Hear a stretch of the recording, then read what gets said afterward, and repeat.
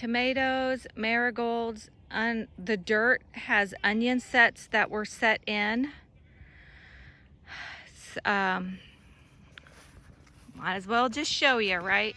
This is some onion I grew from seed, and I will be doing onion spooning around those, which I'll try to show you down the road to be able to get those to be large onions. Gonna see how that goes.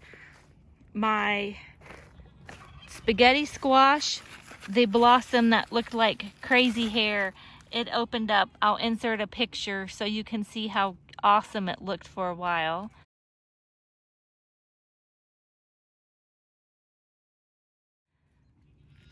And then it's just doing really nice. Spaghetti squash doesn't get too wild and crazy compared to some squashes. Zucchini, and you can see all those baby zucchini in there. Let's see where these stakes are. I added in a couple some squash seeds, different varieties I had, and thought, yeah, it's late in the season here, but I got the seeds, probably several still in packets. I'm gonna put them out, so we'll see what comes up. Watermelon, this one's starting to take off, and see how it's saying it wants to go here, and it's tying on. That's what I like about the straw. I'm able to help redirect it without yanking up those little tendril hair things that like to grab on. So if I can just keep laying some straw under it, it keeps it clean. Plus I can keep redirecting the growth of the plant. Tomatoes go all the way to there. Out here is the watermelon and this fresh, like you sink into it. Canaan's road-tailed over it a few times, and look, the rain we've had in the last couple days, this watermelon has finally started doing its job. So let's curl it up. Check on this one. It's growing out. Let's tell it to curl back, and you can see it's wanting to have some blossoms come out. This is going to be a beast. That's what I find with watermelon plants. Or I'm sorry, not watermelon. Pumpkins, and that's what I think this is. There's some blossoms trying to pop. So it's going to be, for a free plant to be growing, that came up on its own, it's going to be labor to keep it coiled up and to try to keep this area circling itself and containing. It'll be a jungle. All right, it's much darker out here than the camera. It naturally wants to light up. So my half runners, and they're coming up nicely. White half runners, I like whenever they have a bigger bean in them, a bomber, it gives you that meatier taste of the bean variety that you're looking for. So the little ones that are hiding up and under there, they'll wait. But if you compare this video to like 3 weeks ago, where it seemed, man, nothing was gonna take off, we're finally getting into cool and heat and plenty of rain. And here's the second row of those beans. Finally took off. The potatoes, blooming and doing okay, but they're still, not quite right for new potato to be digging. This is 3 varieties, so these beans are going to look different than each other. Jade, Kentucky Wonder, and Top Crop in thirds. And then this is the half runners that I just ran the string on. Back row of onions that are getting some nice heads, even though they came from the little onion sets. I'm getting some nice heads on them, and I'm going to be spooning those. Got mosquitoes out. back side of the peas. On that, it's about a quarter of that. A variety of celebrity or beefmaster tomatoes, zinnias, marigolds, 2 types of marigolds. This dirt right here, I put down, I can't remember. It's a bush bean, top crop, Kentucky Wonder, or Jade. And it's not perfectly straight, but it's where I got a tender row, and actually where a mole had done a little work, so I used the mole ditch. I know the cats have gotten a few moles, hopefully that one. And then this is my box area. Eventually I want all my beds to be boxed in. Where you see dirt, I have put beans in. I moved a slow to grow cabbage, a few of those early this morning. I've picked a few cucumbers, little ones. Been able to add those in salads. Like I said, everywhere you see dirt, there will be something. So this is really testing how much I can pack in, and just gonna see what works. Half runners, layers of cabbages and cucumber. Am I over pushing it? I don't know. My beans may not be as hardy, but I wouldn't have had any beans if I wouldn't have even put those in. So a small harvest of beans is better than no harvest of beans out of the same soil. Beans through here, these half runners, you can tell the difference. They were planted at the same time. It's the shading and the pushing out of the cabbage. But I will put out even one. I'm going to push it and put out one more row of half runner beans, so that I'm not feeling the pressure to have all my beans out at one time, and maybe pushing frost, I can still have fresh half runners without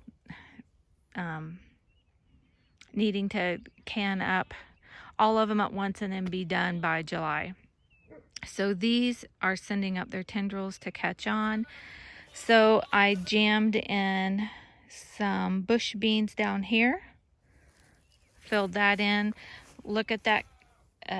So I have 3 or 4 varieties of cabbages, so that's why you're seeing different shades.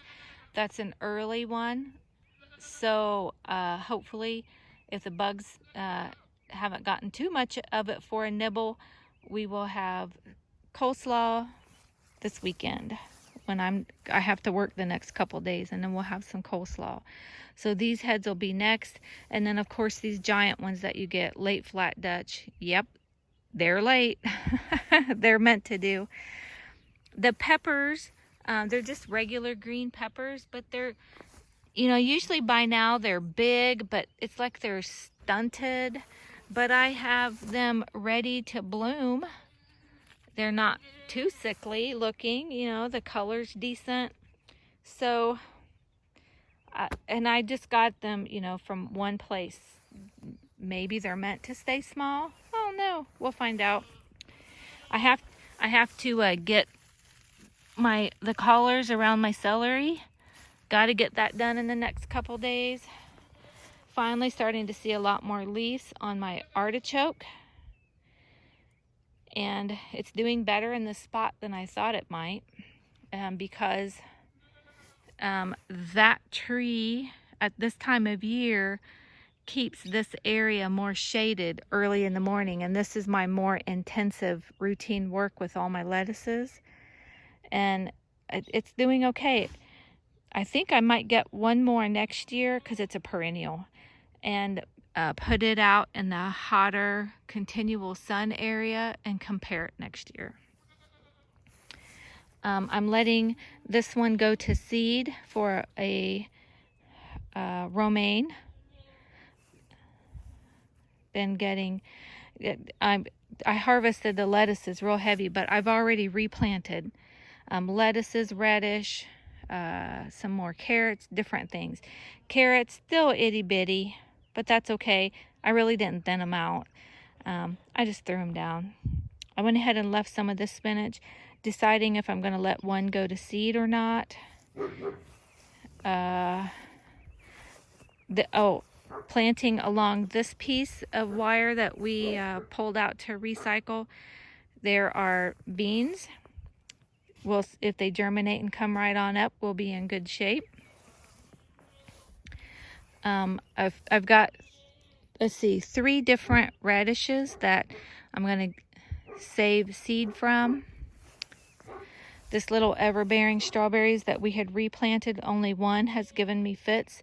The others have done wonderful. A volunteer tomato there, a volunteer tomato just outside of the box that's in bloom.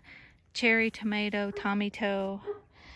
This I call the nursery. Like, I had 100 zinnia seeds in here, and I've transplanted and moved them around. Like there. They'll come back and take their own.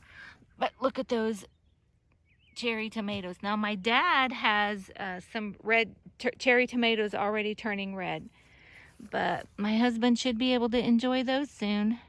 He loves cherry tomatoes.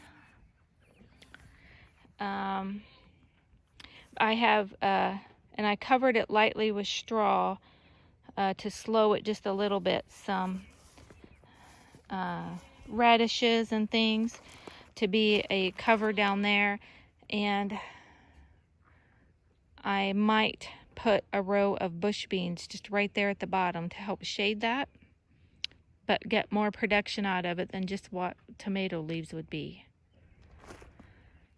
So these my peas. Had backed a small kettle of peas that my dad cooked up. I cooked up a small batch for Kanan and I just picked a small batch for my daughter. So 3 small batches of peas, still got blooms, thank goodness. Cabbage shoved in here. Just do a walk along. And these are a different variety, and I could move them out where they would be getting more sun, but when these all die back, they're going to be getting more sun, and then I will be putting in more peas to see if I can get a pea harvest, at least some early peas for the early fall harvest. I'll just put peas right back in there. They seem to be doing okay. And as far as where I'm at with tomatoes, here we go. A Beef Master. Beef Master.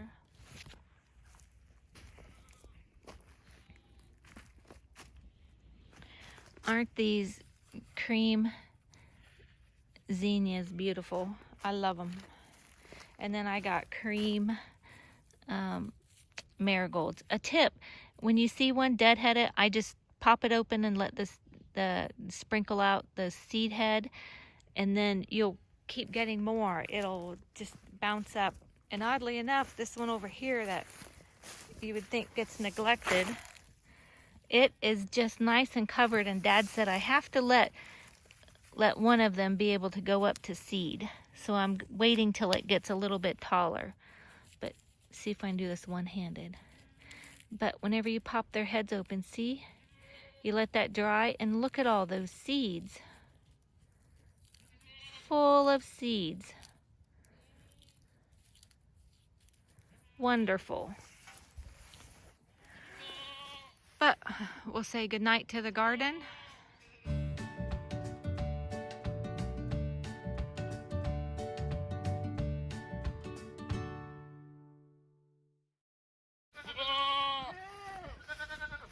Hey, big girl. There's a big girl. What is it, big girl? There's our Kiko buck, Buster. Hi, Buster. Ginger. The girls are bored. Good night.